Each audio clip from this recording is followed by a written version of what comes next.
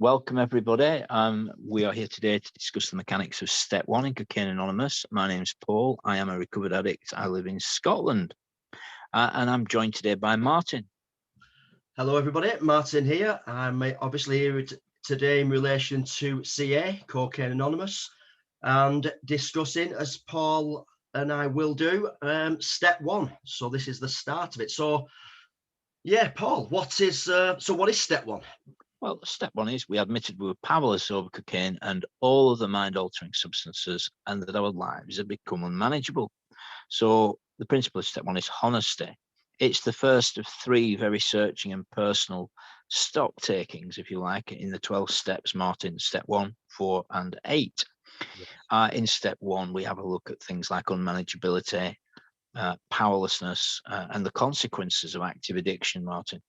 Okay, excellent. Yeah. Now, a lot of people that I've heard in the meetings have stated that it's a very important step, this one, obviously being the first one as well, and that people can find this very difficult at the beginning stages due to denial of the illness. Would you say that's a true? Would you say that's a true fact, a true statement?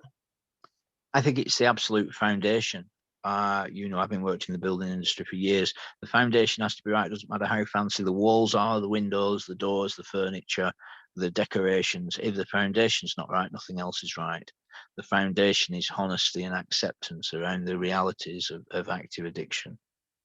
Certainly, yeah. I mean, I remember starting as well and coming to these meetings, and I did have to question. I think it was my ego coming to play. I must admit, the powerlessness and the unmanageability, and then I was always thinking after a certain, like, maybe a small period of time, I like weeks. Well, maybe I can have one drink, or maybe I can just have small amounts of the dreaded drug, and I'll be absolutely fine. So I think there was certainly denial there. Can you see what I mean with that? Is that, would you say that's true for other people as well, from your experience? I would say absolutely so, Martin. I think that for many of us, it's an educational process, having the will and willingness to get and stay clean. It's one of the mysteries of life, quite how persons get clean, what motivates them. But either way around, we all had to get clean at some time. We had to actually stop using. Other people have a dramatic revelatory experience, Martin, where, wow, I see things differently. They get a personality change, a psychic change, a change of perceptions. But yes, I think Step One very much reinforces the realities that one is too many and 1,000 is never enough, Martin, because the addiction is about more. We become addicted to various things. I just want to say very briefly that I've got on screen here Step One. We in CA, we use a book that was actually produced by AA. And a quick word about this. Firstly, we're not spokespersons for Cocaine Anonymous. We're just two recovering addicts making a recording. Cocaine Anonymous, Narcotics Anonymous, Alcoholics Anonymous all use a virtually identical set of steps.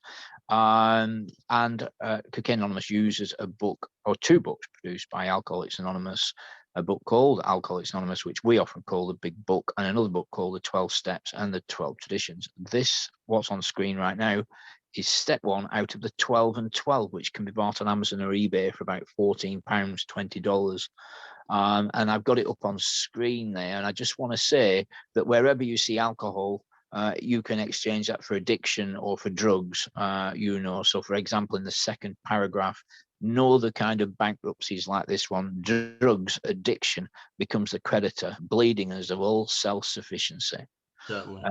It makes us bankrupt, and then further down it talks about the foundation at the bottom of the third paragraph to be a firm bedrock upon which happy and purposeful lives may be built. 100%. I was in relation to the second paragraph, as you stated there, the bankruptcy. I think that's when a lot of people come and join the groups, either online or the face-to-face meetings now. Hopefully, coming towards post COVID in the UK, where we can naturally get back to meeting people face to face. But the hitting rock bottom, that's something that I felt both financially, emotionally, mental health wise. And I think that was one of the key reasons that I that initially started. And I think then came the realization that I was powerless. And I think I've heard that from many other people as well within our meetings, and within many other meetings that I've joined. Is that something you can concur with, Paul? I would say that's correct, Martin. I think the powerlessness is principally, once we pick up the first one, we continue to use that first one, wants another one, and the natural mind, we call it the blank spot, the malady, the problem. The alcoholic or the addictive reasoning tells us it'll just be one, I'll just have one, it'll just be tonight, or I'll just use for 2 or 3 hours, and then I'll resume my relationship, my job, my ordinary life tomorrow. Unfortunately, for many persons who have the problem of addiction, that one night can easily become 3 months, 6 months, or a year, or 10 years. Because of powerlessness, when we have a mental obsession and allergy of the body, and I use the term allergy to mean that when we ingest one, it's problematic, because that one wants another one, and that one wants another one, and that one wants another one, Yes, and I that can is the essence totally of relate to that. powerlessness. But that's so true for me, Paul, personally. Picking up the first one type of thing, and the mentality of, well, it will remain just one. And somewhere deep down inside of me was the angel that I think knew that it was never going to be the first one, but I tried convincing myself, and then it could potentially last for days. Finances down to ruin, mental health down to ruin, and I would just try and convince myself. But no, I must admit that step one is something that I read to myself every single day, and admit I'm powerless over my addiction, and that I remind myself that my life have become unmanageable, and it just becomes a routine now. That's just a natural part of my life to say that, and just keeps me on the straight and narrow, and certainly and it's certainly working for me personally, as well as many other people within this within CA. The unmanageability, which is linked to powerlessness. What do we mean by that then, Paul? The unmanageability. Well, it means that we become gradually unable to manage things like finances, relationships, careers, health, Right. our homes. I think I read somewhere that there's two types of unmanageability. I think some of what you just mentioned there, I think, would be deemed as the outward unmanageability, i.e., like the losing of jobs type of thing. And then we also have the inward unmanageability, which I think is which we deal with later on in the steps, but I think relates to like self-esteem. Have you heard self-esteem and our personal worth? Have you heard anything like that? Absolutely. Many persons come into recovery out of active addiction with low self-esteem because they've been leading inestimable lifestyles, as many of us had. Yeah. When we come into recovery, we start the step work, we attend meetings, we gradually become more responsible, productive members of society, and our sense of esteem grows by living esteemable lives. We get clean, we work with others, and the transformation slowly begins. Yeah. What the essence is of the stock taking of life, the honesty of step one, is we look at the consequences. We've often lived lifestyles where we've been managing the consequences, Martin. We've been trying to manage relationships, jobs, finances, sanity, health, etc., whilst using, right? And so as a result, life became unmanageable. And so we no longer was able to carry on. Many of us were at the jumping off point. We couldn't imagine a future using, and we couldn't imagine a future clean. And the only mode of transport available was a leap of faith. Yes. And so many of us, if you're listening to this video now on YouTube or Skype or elsewhere, you can get clean and you can stay clean and you can have a better future. This program of action has worked for probably over 15 million folks around the world. and it can work for you too. 100%. Yeah, like you say, I reiterate, we're prime examples of the fact that this can work, as well as the millions of others that it's done so, Paul. I totally agree. But some people have reservations about this step, the facts of powerlessness and unmanageability, don't they, Paul? Well, human beings often have reservations. I mean, some people think 12-step recovery is a cult or a religion. Some people, they just don't want to get honest, or they don't want to share in a community, a society with others. Some people have reservations about all kinds of things. But if you stay clean, you can do this too. Yeah. Okay. Uh, Yeah, of course you yeah. can. What if people are eager to start, as I was at the very beginning, but still have those nagging doubts of those reservations in it that's potentially come from the ego, but that's, well, I'll be okay. Maybe I'm better now. What can be the consequences of some of those reservations? Um, well, that they continue using. Yeah, Persons can come into early recovery, come to meetings, and just dip a toe yeah. in the bath and just get a clean toe. See, yeah, that certainly happened. That certainly happened for me. I think initially I was, well, I'm doing a lot better, and you're fine now, Martin. You're absolutely fine. There's no more need for concern type of thing. There's no more work needs to be done. So that's why I continue today, as I stated before, to admit to myself that I'm powerless, and it is unmanageable, to just keep me balanced, type of thing, which is working for me. Now, we often hear people stating that you need to surrender, and you need to resign yourself to this step and to the fact of this step. Do you agree with that?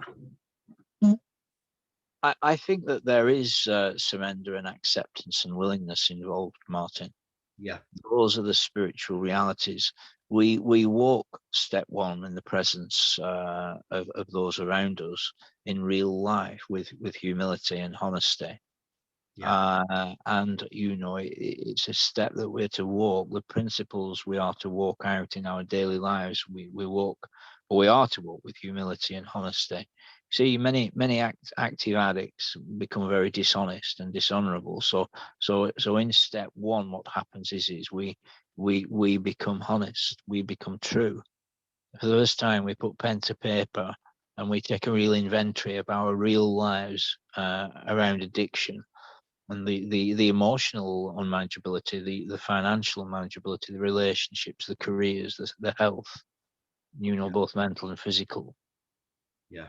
So there's a lot of soul searching later on. Absolutely. Yeah. Okay. So you mentioned the spiritual principles of step one. What are spiritual principles then? Well, they're principles of the spirit. Human beings are spirit, soul, and body. You're a spirit in a body, which makes you a living soul.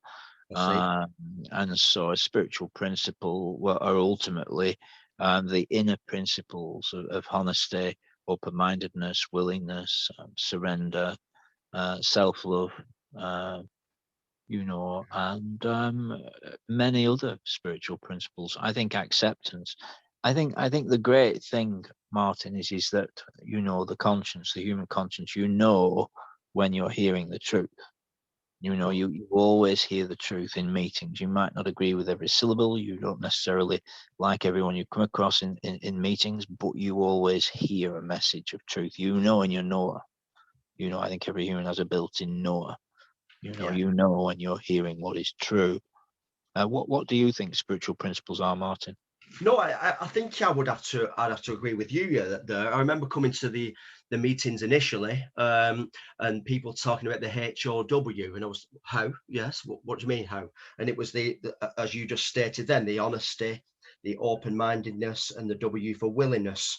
And I think if we've got the willingness, which I certainly have now, without a shadow of a doubt, to accept different points of view and different solutions, and try these different solutions, and be open-minded to different solutions that work for different people. Not all these solutions, as many addicts will know, will work for you, but you've got to find your own path. And just being honest with people.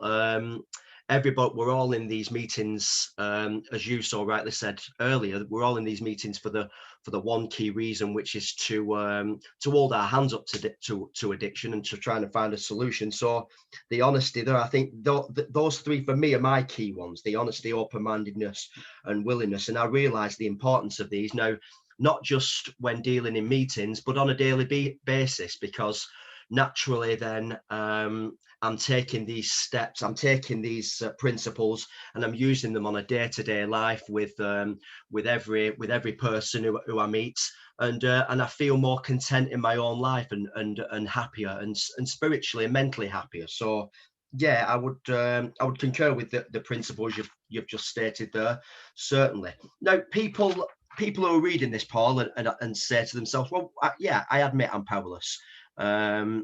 And that's right. I think I am unmanageable. When do people know? When would you think, from your vast experience, when do people know when they're ready to move on to step two? Well, persons move on to a step when their sponsor directs them to move on to the next step. Okay, right. So it'd be their decision and the sponsor who they work with. Well, it would be the sponsor's experienced decision, Martin, when they're ready to move on to the next step. But we're still, we're very much still discussing step one. Of course. I was just wondering when people think, well, I think I'm ready now. So it's not just them being ready; it's the person who they're working with as well to decide that. Well, I mean, you're bringing many things into the conversation, Martin, here. We've got so much information to try and fit in such a short time. Yeah. So, I mean, you've raised the question of sponsorship now, and we only have a few minutes left of this podcast. A sponsor is someone that has experience around addiction and recovery, experience that you do not have. Yeah. A sponsor is someone that's been around for a while, has managed to stay clean and become a productive member of society. A sponsor is someone that is armed with the facts about addiction and recovery and is able to take you through the 12 steps of Cocaine Anonymous, so you too can have your own personal spiritual experience, psychic change, spiritual awakening, where you suddenly see things differently. You come out of the darkness into the light. You come out of the lie and into the truth. Yeah. You get self-knowledge, but most of all, you encounter a higher power. And instead of living in the lower power of addiction, you live in the higher power of freedom. You get in touch with power and with wisdom and strength and understanding from persons that have walked this journey before you. And so that is what sponsorship is. Wonderful. Well, I would just like to say, from on a personal level, something I like, just to reiterate the fact that I do try and say step one to myself every single day, just to remind myself. And also, I use the analogy of courts, which some people have mentioned to me before, that they kind of understand. So I picture my addiction in a courtroom type of thing, and it's not been sent out for life at the moment. My addiction is behind bars, and but the addiction is wanting probation and is wanting bail type of thing. So I enter the court every single day to plead my case, that my addiction needs to remain, and I'm heard by my higher power, who I see as the judge, my sponsor, who I see as my legal advisors, my barrister or solicitor, if you will, the jury, who are like the people in the meetings where I go, who are listening, and people in my public galleries, like my family. So I just picture this in my mind, and my shares in what I try and speak about are pleased to recollect on the harm that my addiction and my actions have done, and I take responsibility for the actions and things that I've caused to my family, to my friends, to my community, to my jobs, and to me personally. And I try to vary my shares to keep the jury engaged. And every time I share in the meetings or in the court, if you will, about the progress and about my past, and the past which has affected my mental health, my physical health, my financial standing. I think the reaction from everybody there is to keep my addiction behind bars. So my addiction remains behind bars for another 24 hours. So it kind of links into the fact that I am powerless over it, but it did become unmanageable. But I'm taking the steps now, by repeating step one to myself and by going over this, that I'm in a much better place, which I just thank CA for overwhelmingly, and I'm so happy to be part of this.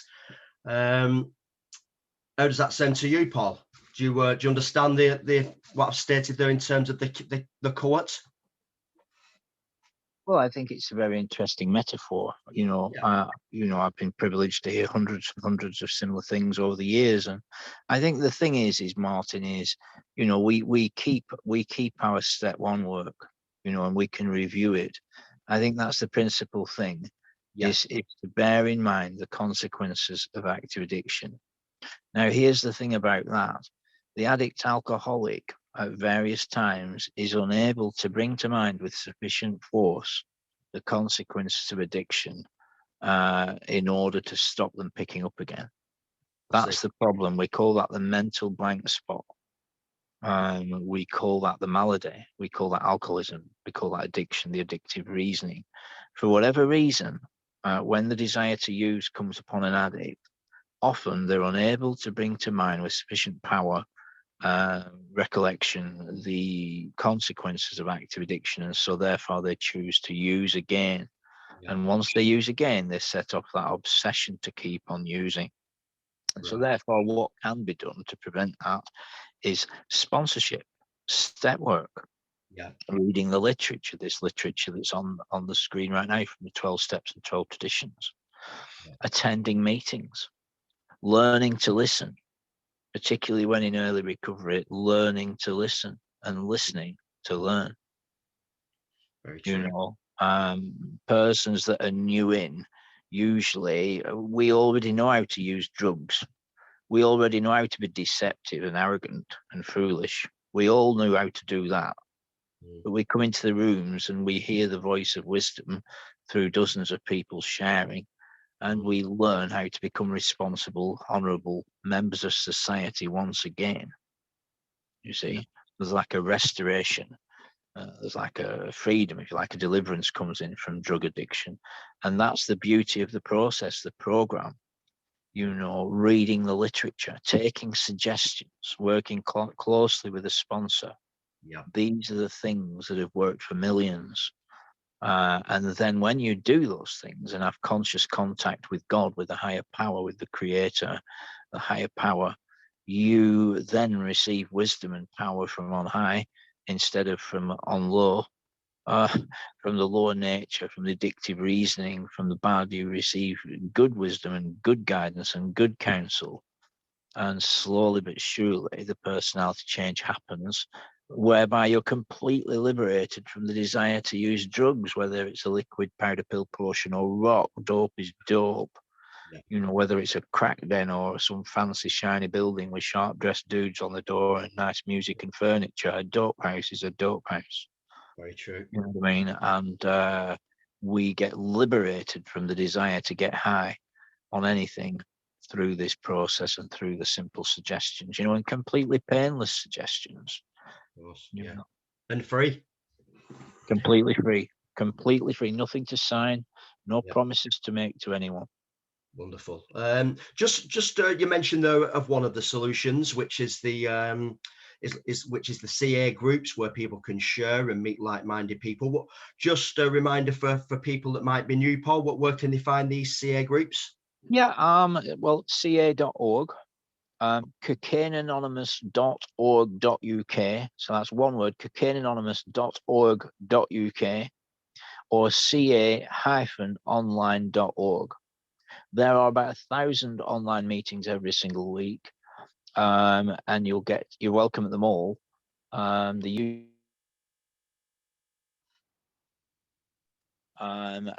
they're very, very good. So I'd suggest getting along to one of those websites. You and I, Martin, we go along to a group called We Can Recover that's on twice a day, every day, on Zoom at 2 p.m. and 8 p.m. UK time, which is 9 a.m. and 3 p.m. if you're on the East Coast of the Americas. And the login number for that, Martin, is 971-721-4725. I'll repeat that, 971-721-4725. And remember, if you're listening to this on YouTube or on WhatsApp or Skype, you can always rewind it. You can always listen to it again. And that login number is the same, 2 p.m. and 8 p.m. every day. Wonderful, wonderful. What's next for us, Paul, in this podcast then? Well, we're going to be getting together again to discuss the steps of Cocaine Anonymous in the near future. And wherever you're listening to this right now, we will be posting it on there again. So it'll be on YouTube, Skype, and WhatsApp. And we'll be very likely doing that in a few days. It's with a view to trying, Martin, in a very brief format, to communicate the realities of getting free from active addiction. That's what we're doing here. Of course, of course. Okay. Yeah. Thank you for your time. It's been great. It certainly has, Paul. I always love to hear that. Love your experiences, and your knowledge is very wide and vast. So thank you very much, and thanks for having me. Okay, much love. Thanks, family. Bye for now. Bye, everyone.